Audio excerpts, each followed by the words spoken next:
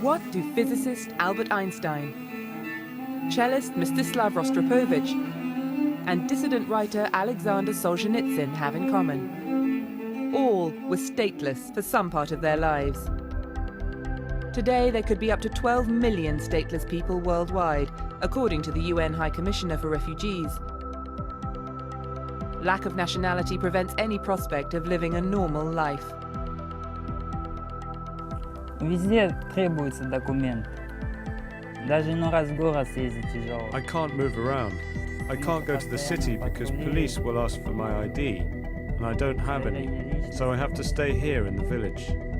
The worst possible thing that can happen to a human being, mark my words, is to be classified or looked upon as a stateless person. It's a question of human rights. It's a psychological question, a question of exclusion. And so I do believe it's absolutely essential to overcome this problem that is today still so relevant in international relations.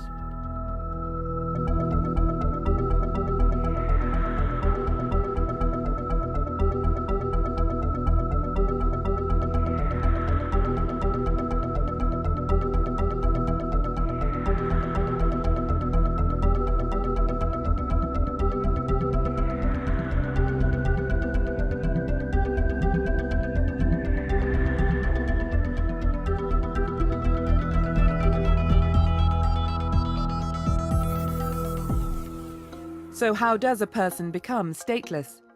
There are hundreds of possible reasons: bureaucratic pitfalls and problematic laws, war and other kinds of political upheaval such as the breakup and creation of states, and discrimination against ethnic minorities within countries are among the most common causes. There are 2 United Nations conventions designed to help stateless people, but relatively few countries have signed up. The 1954 Convention relating to the status of stateless persons has 68 parties, while the 1961 Convention on the Reduction of Statelessness currently has just 38. We hope that as we are now commemorating the 50th anniversary of the 61 Convention on the Reduction of Statelessness, that many more countries will ratify them. Indeed, when the Convention is ratified and when national laws respect the Convention, the rights of people that are stateless or the possibility to gain a nationality improve quite dramatically. Most of the world's stateless people are stuck in a particular country where their claim to citizenship is not recognised. And the powerful question of justice that really emerges there is, shouldn't these people have citizenship in states in which they've lived most of their lives, in which they've contributed, of which there's no other country where they have any kind of effective and genuine link? In this program, we look at how people fall through the cracks and find themselves stateless.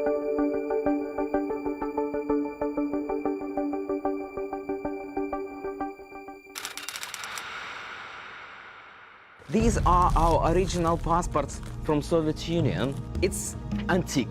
It's a rarity. You can sell them on eBay, but I will not do that, of course. And this is only proof of our citizenship and belong to somewhere. But this country does not exist.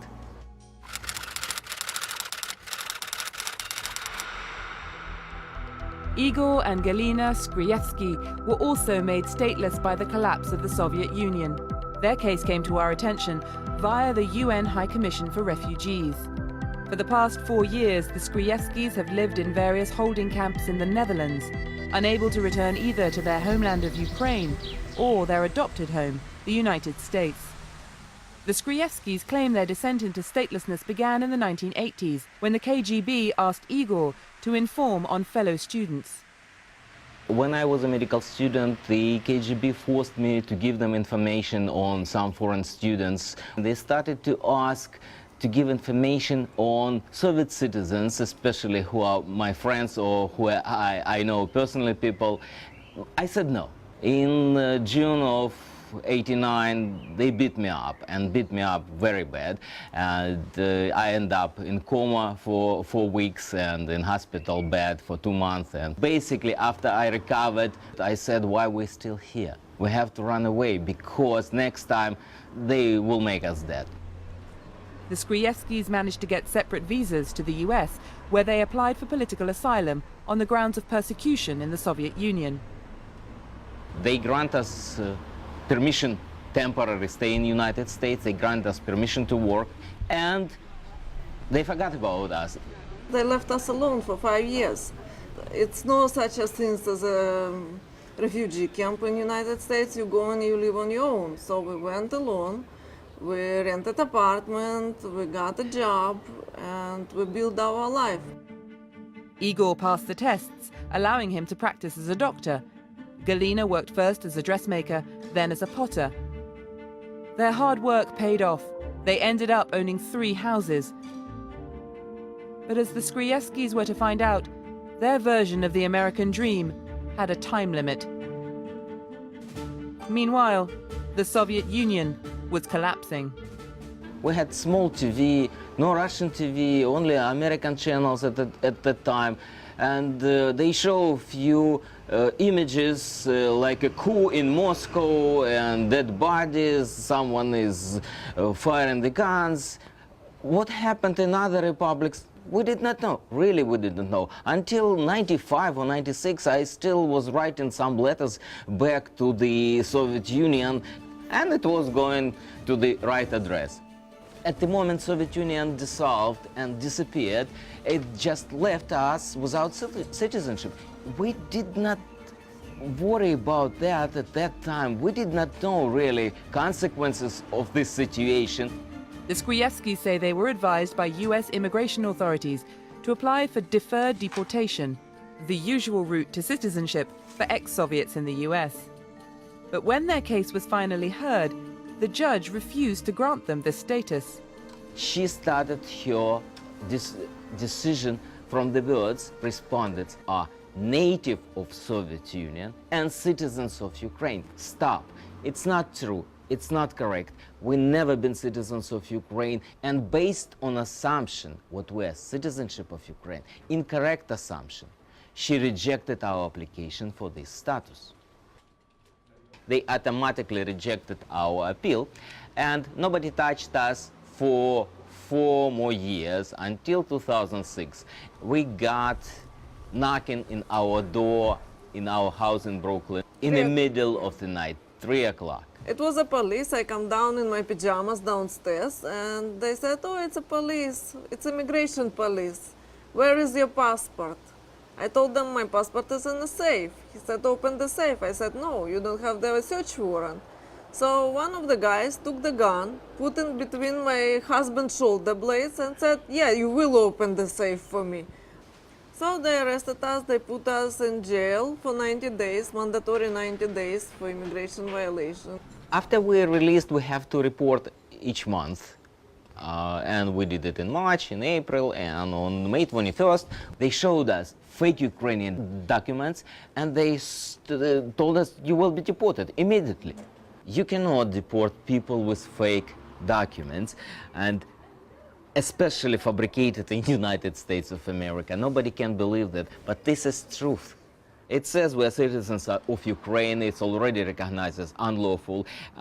Our names is spelled incorrectly on these documents, and this is the only basis for our deportation from United States. The US authorities put the Skrievskis on a plane via Amsterdam to Kiev, capital of Ukraine, where they were refused admission and detained in custody.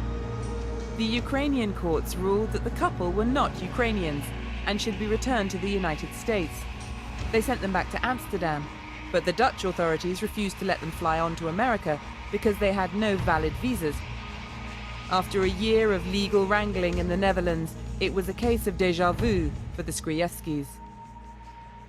After 1 year of the procedures which moved nowhere, they fabricate false documents and transport us, deport us to Ukraine one more time, because one wasn't enough. The same day we was back on a plane to Netherlands because Ukrainian bodyguards clearly told them that we are not citizens of Ukraine. When we came back to Holland, we lived 1 month in one prison, 1 week in another prison, 4 days in another prison, and after they just push us on the streets and you can go whatever you want. After 2 months on the streets, the Skrievskis found a place in a refugee centre. They're given a small allowance for food and other necessities and permitted to come and go more or less as they please.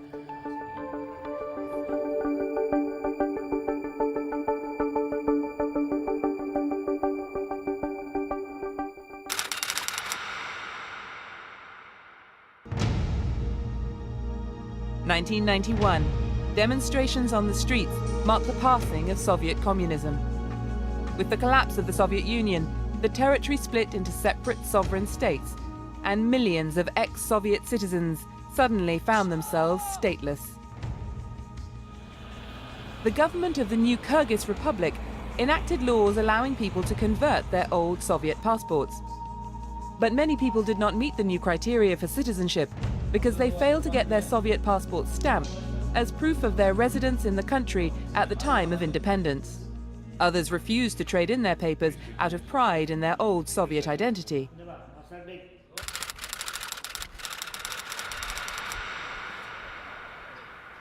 Последствия какие? Да, огромные. It greatly affects my life in all respects because, basically, I have access to nothing. I cannot even find a decent job because without passports, without citizenship, I cannot get any good job. Just jobs that we get ourselves, like this one. Poorly paid, back-breaking labour is about the best that Alexander Chechenko can expect. And his 3 children could share their father's fate, because in Kyrgyzstan, nationality is not issued at birth to the children of non-citizens.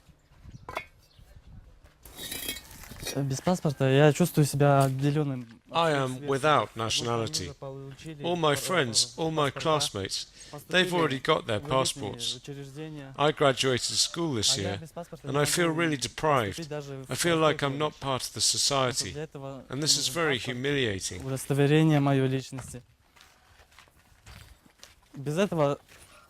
Most of my classmates have gone to university, while I'm not able to go to an ordinary college.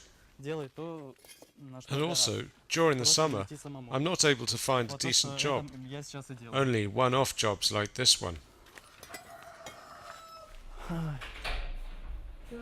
In 2007, the government passed a new nationality law to make it easier for stateless people to claim citizenship. But so far, Alexander Chechenko has not benefited. The official price of a new passport is 2,000 sums, or around $47, more than the average weekly wage, and more than Chechenko earns in a month. And that's not including the bribes that are widely rumoured to be necessary.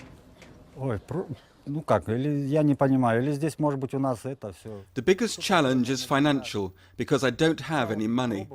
And if you go for passport, you have to pay for everything, not only officially, but unofficially.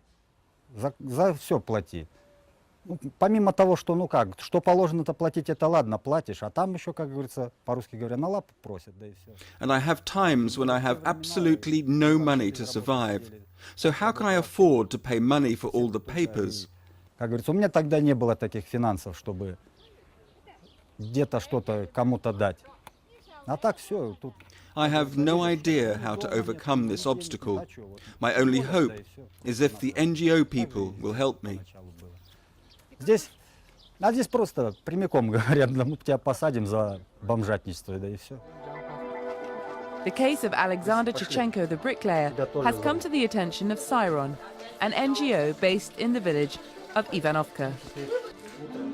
They're optimistic they can help the family using the mother's expired Soviet documents. I think our NGO can first of all help the mother to get a passport, and afterwards the mother can get passports for the children. Then we'll see the younger son, Ivan, how bright he is. His brother and his sister, they will all get passports. and then Ivan can go to university, he can get a better job, and he can support his